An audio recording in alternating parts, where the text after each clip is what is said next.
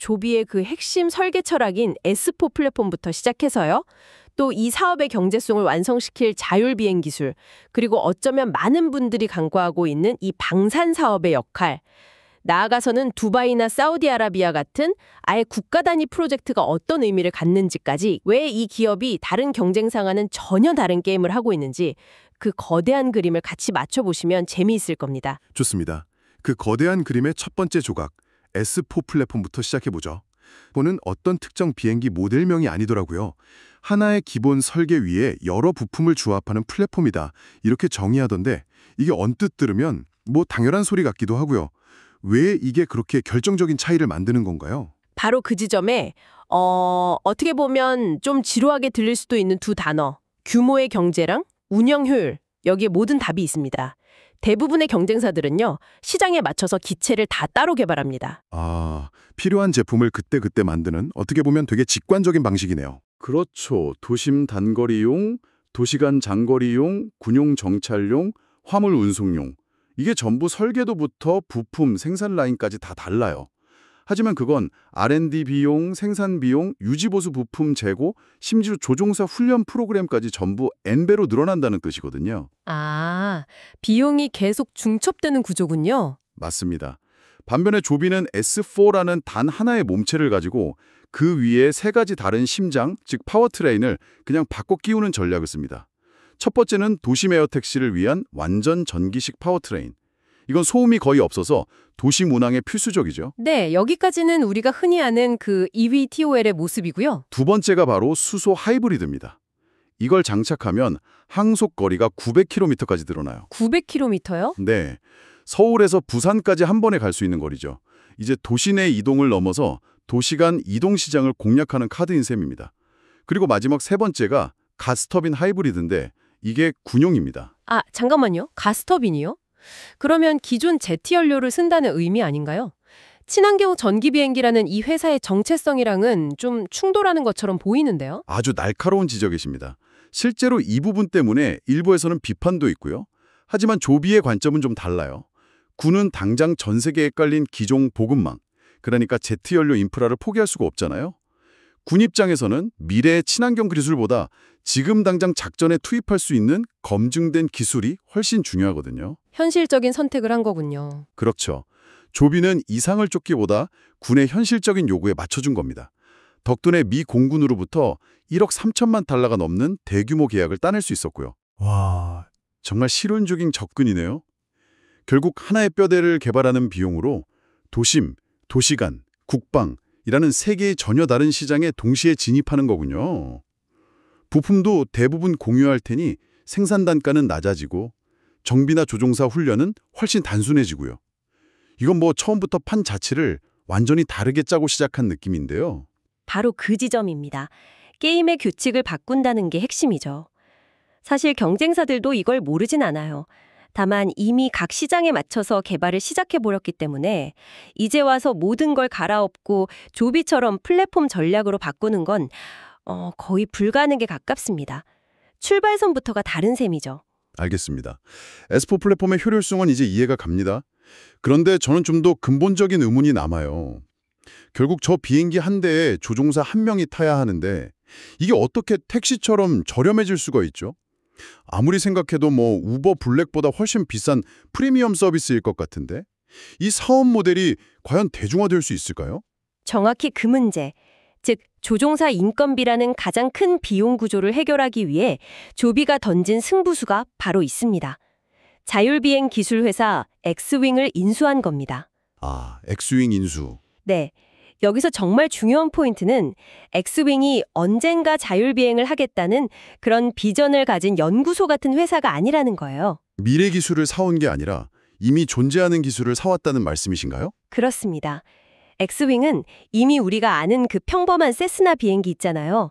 거기에 자신들의 자율비행 시스템을 얹어서 조종사 없이 수천 마일을 완전 자동으로 이착륙하고 비행한 기록을 가진 회사입니다. 와, 실제 비행 기록이요? 네. 실전 데이터를 어마어마하게 쌓아온 팀이죠. 즉, 조비는 세계에서 가장 완성도 높은 eV2R 플랫폼에 실제 비행 경험이 가장 풍부한 자율비행팀을 결합시킨 사실상 유일한 회사가 된 겁니다. 그러니까 다른 회사들이 시뮬레이터 안에서 데이터를 쌓고 있을 때 조비는 실제 하늘에서 비바람 맞으면서 비행해본 팀의 노하우를 통째로 흡수했다는 거군요. 바로 그거죠.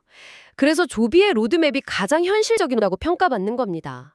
1단계는 조종사가 직접 운항하는 프리미엄 서비스로 시작해서 안전성과 데이터를 쌓고 2단계는 조종사가 비상시에만 개입하고 대부분은 자동 운항하는 단계로 전환해서 운영 효율을 높이고요.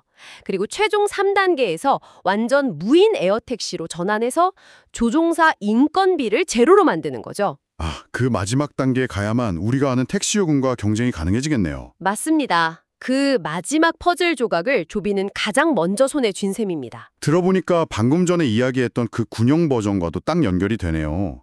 조종사 없이 위험한 작전에 투입할 수 있다면 군에서는 훨씬 더 매력적이군요. 바로 그겁니다. 민간 상업 운항이 아직 시작되지 않은 바로 지금 이 방산 부문이 조비의 정말 든든한 캐시카우 역할을 해주고 있습니다. 이건 단순한 추측이 아니고요. 조비의 방산 파트너인 L3 해리스의 CEO가 실적 발표 컨퍼런스 콜에서 공개적으로 선언을 했어요. 미래 전장은 무인 시스템 그리고 조비와 함께 간다고요. 와, 방산 대기업 CEO가 특정 스타트업을 콕 집어서 언급한 거군요. 네, 그만큼 기대가 크다는 거죠. 군용 버전인 S40는 기존 헬리콥터보다 소음이 100배 이상 적어서 적진 침투에 유리하고요. 말씀하신 대로 자율비행으로 조종사 생명 리스크를 없애주죠. 그리고 전개 기반이라 유지 비용도 훨씬 저렴합니다. 스텔스 침투, 정찰, 보급 등에서 기존과는 정말 차원이 다른 전술적 옵션을 제공하는 겁니다. 국방부 입장에서는 그야말로 게임 체인저 무기 체계인데 심지어 이게 이미 민간 부문에서 수많은 비행으로 안정성 검증을 거치고 부품 공급망도 민간과 공유해서 안정적이라면 이건 뭐 마다할 이유가 전혀 없겠네요. 방산업계에서는 그야말로 꿈의 구조죠. 보통 신무기는 개발하고 검증하는 데 천문학적인 돈과 시간이 드는데 그 과정을 민간 부문이 대신 해주는 셈이니까요. 민간 사업이 잠시 주춤할 때 방산 수주가 회사를 받쳐주고 또 방산에서 개발된 고등 기술이 다시 민간으로 이전되는 아주 완벽한 선순환 구조가 만들어지는 겁니다. 좋습니다. 탄탄한 플랫폼에 미래를 위한 자율비행 기술 그리고 현재를 받쳐주는 방산 기하까지 전력은 정말 완벽해 보입니다. 그런데 이런 기술이 아무리 좋아도 결국은 규제 당국이나 실제 도시의 허락을 받아야만 날 수 있는 것 아닙니까? 이런 부분은 어떻게 풀어가고 있나요? 그 질문이 바로 조비 전략의 하이라이트로 넘어가는 달입니다. 조비는 이 문제를 도시 하나를 설득하는 수준이 아니라 아예 국가를 파트너로 만드는 방식으로 풀고 있습니다. 대표적인 사례가 바로 두바이입니다. 아, 두바이. 네, 두바이가 조비와 6년 독점 계약을 맺고 2026년부터 상업 운항을 시작한다고 발표했죠. 두바이라면 항상 세계 최초, 세계 최고 이런 타이틀에 집착하는 곳이잖아요. 그 도시의 미래 항공교통 이미지를 통째로 조비에게 맡겨버린 셈이네요. 맞습니다. 두바이는 미래 도시의 쇼룸과도 같은 곳이거든요. 그곳에서 조비대 에어택시의 표준 모델이 된다는 상징성은 어마어마합니다. 이게 단순히 기체 몇 대 사주는 수준이 아니고요. 두바이 도로교통청, 항공청 DCAA와 아예 한 팀이 됐어요. 그래서 공항과 버즈칼리파, 팜 주메이라 같은 주요 거점을 잇는 구체적인 노선과 버티포트 인프라 설계까지 함께 진행하고 있습니다. 도시 전체의 교통 시스템에 조비의 솔루션을 통합하는 하나의 완성된 패키지를 만드는 거군요. 이거 뭐랄까 일종의 도시교통 프랜차이즈 사업 모델 같은데요? 아주 적절한 비유입니다. 가장 성공적인 레시피를 만들어서 전 세계에 팔겠다는 거죠. 자, 이 두바이 모델이 성공적으로 안착하면 앞으로 서울이나 런던, 싱가포르 같은 다른 대도시들은 뭘 해야 할까요? 복잡하게 고민할 필요 없이 이미 검증된 두바이 모델을 그대로 가져다 쓰는 게 가장 빠르고 안전한 길이 됩니다. 그리고 그 템플릿의 중심에는 자연스럽게 조비의 S4 플랫폼이 있게 되겠죠. 사우디아라비아의 경우는 그 스케일이 훨씬 더 크다고 들었습니다. 비전 2030이라는 국가개조 프로젝트의 일부로 조비가 들어갔다고요? 사우디는 한술 더 뜹니다. 아예 국가 항공 규제 GACC를 조비와 함께 만들고 있어요. 네, 규제를 같이 만든다고요? 네, 공식 발표문에 조비의 인증 절차를 간소화해 주겠다는 문구가 들어갈 정도니까요. 잠깐만요. 그러면 규제를 따르는 플레이어가 아니라 규제를 설계하는 파트너가 된 거라는 말씀이세요? 그건 완전히 다른 차원의 이야기인데요? 그렇죠. 이건 사실상 우리나라의 미래 항공 모빌리티 규정은 조비를 기준으로 만들겠다는 선언이나 다름없습니다.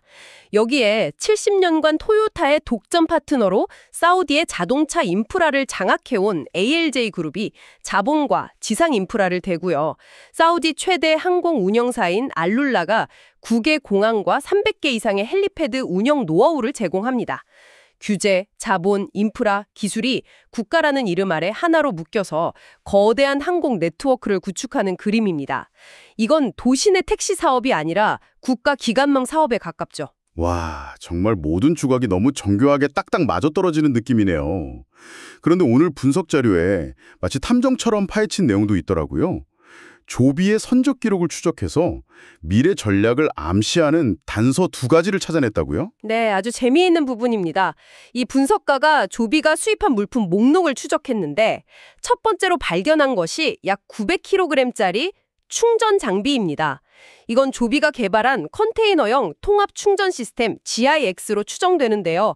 20피트짜리 운송용 컨테이너 안에 충전과 전력 제어 시스템을 모두 담은 형태입니다. 버티포트, 그러니까 수직 이착륙장을 건설하는 게 아니라 그냥 컨테이너를 설치하는 개념이군요. 그럼 확장 속도가 정말 어마어마하게 빠르겠는데요? 맞습니다. 플러그 앤 플레이 방식의 인프라 구축이죠. 두 번째 단서는 더 흥미롭습니다. 중국에서 선적된 약 9톤에 달하는 플로팅 도크 장비입니다. 플라스틱 모듈을 레고처럼 조립해서 물 위에 띄우는 구조물인데 이걸로 뭘 하려는 걸까요? 플로팅 도크, 해안 도시가 많으니까 혹시 바다 위에 버티포트를 만들려는 걸까요? LA나 싱가포르, 두바이 같은 곳은 도심에 땅 구하기가 하늘의 별 따기니까요. 가장 유력한 시나리오입니다. 비싸고 복잡한 도심 부지를 확보하는 대신 비교적 자유로운 바다 위 공간을 활용하는 거죠.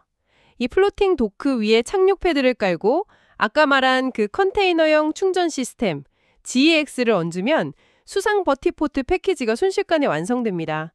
훨씬 빠르고 유연하게 네트워크를 확장할 수 있는 무기죠. 이건 조비가 육지를 넘어서서 해상 공간까지 자사 플랫폼의 확장 영역으로 보고 있다는 명백한 신호입니다. 자, 그럼 오늘 나눈 이야기들을 한번 종합해보죠.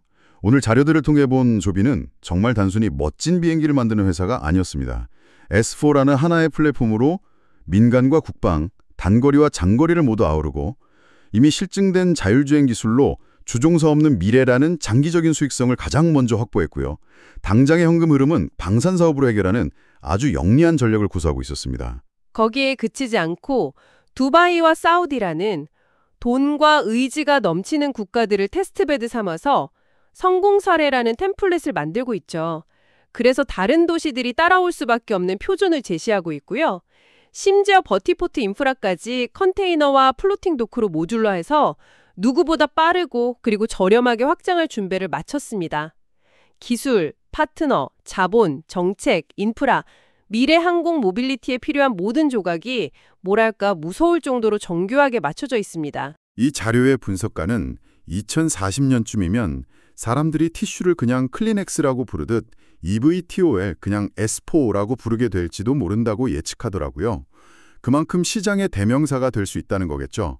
여기서 청취자분들께 생각해 볼 만한 질문을 하나 던져드리고 싶습니다. 만약 조비가 이 모든 것을 묶어서 하늘의 iOS처럼 폐사적이지만 완벽하게 통합된 생태계를 구축하는 데 성공한다면 과연 하늘의 안드로이드 역할을 할 대항마가 나타날 수 있을까요? 아니면 조비가 만든 이 통합 모델의 성벽이 너무나도 견고해서 다른 경쟁자들은 그저 조비 생태계 안에서 앱을 만드는 개발사처럼 종속되는 미래가 펼쳐질까요? 그 미래를 상상해 보시는 것도 흥미로울 것 같습니다.